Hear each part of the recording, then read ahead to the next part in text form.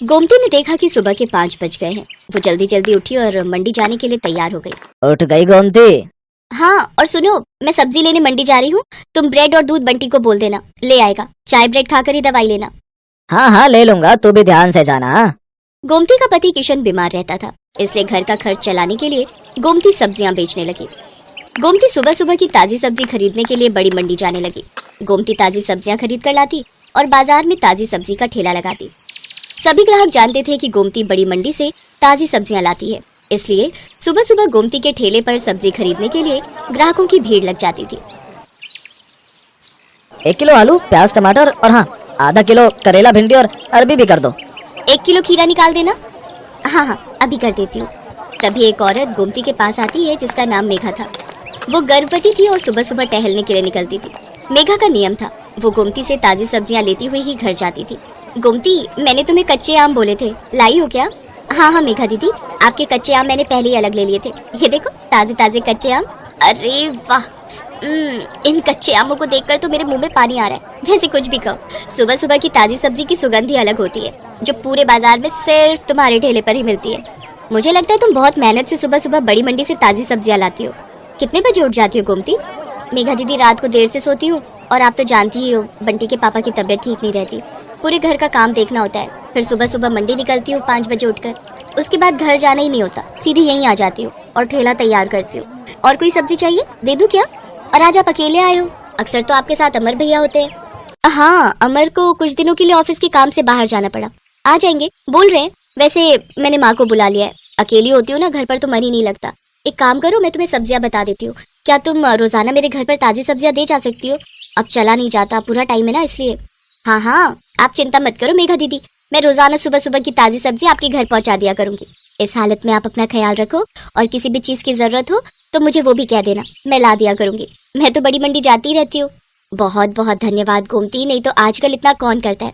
ठीक है, अब मैं चलती हूँ, ये मेरा फोन नंबर है, मैं तुम्हें सब्जियां बता दिया करूंगी, तुम पहुंचा दिया करना। ठीक है दीदी, इसमें अपना नंबर आप खुद ही डाल दो, मुझे डालना नहीं आता। हाँ, लाओ। मेघा अपना नंबर गोमती के फोन में सेव कर देती है और उसका नंबर भी अपने फोन में ले लेती है। मेघा गोमती को फोन पर बता देती थी कि उसे सब्जी में क्या चाहिए। हेलो, हाँ मेघा दीदी, ठीक है, मैं अभी ठेले पर पहुंचूंगी ना तो पहले आपकी सब्जियां ही अलग करके दे जाऊंगी, उसके बाद ठेला लगा लूंगी। ठीक है गोमती। तुम्हारी ये सब्जी वाली बहुत अच्छी है, बेचारी रोजाना सुबह सबसे पहले तुम्हारी ही सब्जियां अलग करके दे जाती है। इसकी दी हुई भिंडी मैंने कल काटी थी, एक भिंडी खराब नहीं निकली, सब ताजी कच्ची कच्ची भिंडी थी। हाँ माँ, बहुत अच्छी है गोमती, पर बेचारी का पति बीमार रहता है, 3 छोटे छोटे बच्चे हैं, अकेले ही सब्जी बेचकर घर का गुजारा कर रही है। गोमती सच में बहुत अच्छे स्वभाव की थी, ये बात मेघा और उसकी मम्मी जानते थे। एक दिन बहुत तेज बारिश हो रही थी, सड़कें पानी से भर गई थी, निकलने का भी कोई रास्ता नहीं था। गोमती सब्जियां तो ले आई थी पर ठेले पर नहीं लगा रही थी। आज तो बारिश ने परेशान कर दिया, सोच रही हूँ ठेला रुक कर लगाऊं, सड़कों पर पानी भरा हुआ है, कोई सब्जी लेने नहीं आएगा, थोड़ी देर बाद ही लगाऊंगी। अभी सारी सब्जी की बोरियां यहीं साइड में रख देती हूँ। एक काम करती हूँ, मेघा दीदी ने कल कच्चे आम बोले थे और बाकी सब्जियां भी तब तक उन्हें दे आती हूँ। आज उनका फोन भी नहीं आया, उन्हें लगा होगा कि मैंने बारिश के चलते सब्जी नहीं लगाई होगी। बारिश का पानी भी थोड़ा उतर जाएगा, बोरियां यहीं ठेले पर बांध जाती हूँ। गोमती ने सब्जी की बोरियां ठेले पर बांध दी और ठेले को जंजीर से बांधकर वो सब्जियां देने के लिए मेघा के घर चली जाती है। पर वो देखती है कि मेघा की तबीयत बहुत खराब है और जिस डॉक्टर से उसका इलाज चल रहा है वो उसका फोन नहीं उठा रही है। अस्पताल में भी कोई फोन नहीं उठा रहा, जिस वजह से मेघा और उसकी मम्मी बहुत परेशान हो रहे थे। मम्मी, कोई भी फोन नहीं उठा रहा, मेरा दर्द बढ़ता जा रहा है, मुझे लग रहा है मेरा लेबर पेन स्टार्ट हो गया है। मुझे भी यही लग रहा है कि तुम्हारे बच्चे का दर्द शुरू हो गया है। एक तो बारिश में कोई कैब भी बुक नहीं हो रही। आंटी जी आप चिंता मत करो, यहाँ थोड़ी दूरी पर ही मेरी जान पहचान वाले एक ऑटो वाले भैया रहते हैं, मैं अभी उन्हें लेकर आती हूँ। मुझे लगता है आज बारिश की वजह से वो काम पर नहीं गए होंगे।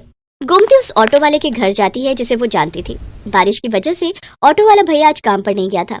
गोमती के कहने पर वो अपना ऑटो निकाल लेता है। वो सब मेघा को अस्पताल ले जाते हैं। गोमती मेघा की मम्मी के साथ वहीं रहती है। बारिश भी अब रुक चुकी थी, पानी सड़कों से उतर गया था। मेघा के हस्बैंड को जब ये बात पता चलती है तो वो सीधा हॉस्पिटल ही आ जाता है। मेघा एक बेटी को जन्म देती है। थैंक यू गोमती, अगर आज तुम ना होती तो ना जाने कितनी परेशानी हो जाती। अमर, तुम्हें पता है गोमती ही ऑटो वाले भैया को लेकर आई थी। थैंक यू गोमती, तुमने आज हमारी बहुत मदद की है। इसमें थैंक यू की कोई बात नहीं है भैया, ये तो मेरा सौभाग्य है कि मैं मेघा दीदी की मदद कर सकी और मैं बहुत खुश हूँ कि मेघा दीदी ने इतनी प्यारी सी गुड़िया को जन्म दिया है। अब तो मैं मिठाई खाऊंगी। गोमती को ध्यान ही नहीं रहा, वो अपना ठेला और सब्जियां सुबह से छोड़कर आई हुई थी। सब सब्जी वाले बारिश की वजह से वहां से जा चुके थे। गोमती देखती है उसका ठेला और सब्जियां कोई चोरी करके ले गया। गोमती बहुत रोती है। ये बात जब मेघा और अमर को पता चलती है तो वो गोमती की मदद करते हैं। गोमती, हमारी अपनी दुकान कब से खाली पड़ी थी, अब तुम हमारी दुकान को अपनी सब्जी की दुकान बना लो। अब से तुम दुकान पर बैठकर सब्जी बेचा करो और टेंशन मत लो, हम तुमसे दुकान का कोई किराया नहीं लेंगे। तुम आराम से अपनी सब्जी की दुकान चलाओ। गोमती की आंखों में खुशी के आंसू आ जाते हैं। कुछ समय बाद गोमती का पति किशन भी ठीक हो जाता है। अब वो दोनों मिलकर मेहनत से सब्जी की दुकान चलाने लगे। दुकान बनने की वजह से गोमती के पास और भी ग्राहक बढ़ गए। सब जानते थे कि अगर सुबह सुबह की ताजी सब्जी कहीं मिल सकती है तो सिर्फ गोमती सब्जी वाली की दुकान पर।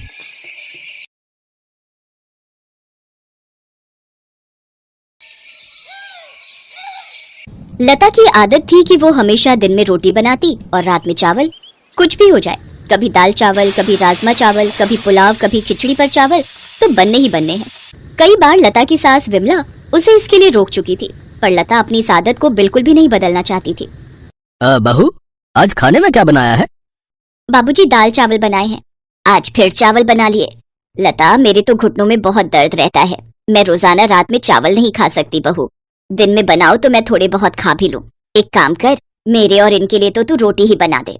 माँ जी, अब आटा गूंथना पड़ेगा, आटा गूंथा हुआ नहीं रखा।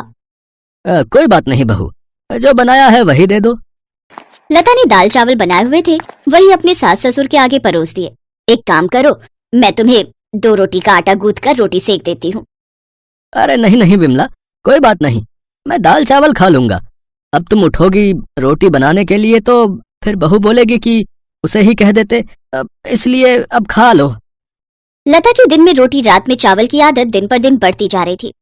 लता, आज तो मेरी ऑफिस की छुट्टी है, एक काम करो, कढ़ी चावल बना लो, बहुत मन हो रहा है। अब मैंने गोभी आलू की सब्जी और रोटी बना दी है, अब मैं कुछ नहीं बनाऊंगी। वैसे भी मैं रात को राजमा चावल बनाने वाली हूँ, मैंने पहले ही प्लान कर लिया था, इसलिए अब रोटी और गोभी आलू की सब्जी खा लो। तुम सही हो, जब देखो अपनी मर्जी करती हो।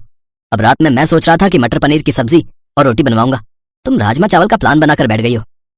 अरे तो क्या हुआ, तुम तो जानते हो ना मैं दिन में चावल नहीं बनाती हूँ, रात में थकी हुई होती हूँ, इसीलिए मैं रात को ही चावल बनाती हूँ। मेरे से नहीं बनती रात में रोटियां। अच्छा ठीक है, जो मन में आए वो करो। मैं माँ को डॉक्टर के पास ले जा रहा हूँ, बोल रही हैं कुछ दिनों से घुटनों में बहुत दर्द है। विमला की तबीयत ठीक नहीं थी, इसीलिए बेटा अभिनव उसे डॉक्टर के पास ले जाता है।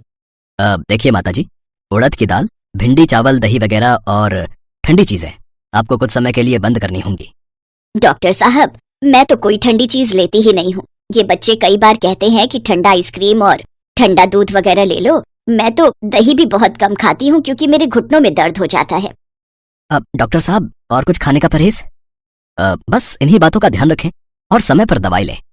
विमला अभिनव के साथ घर आ जाती है। लता, डॉक्टर ने माँ को कुछ चीजें खाने के लिए मना किया है, जिनमें से चावल भी हैं।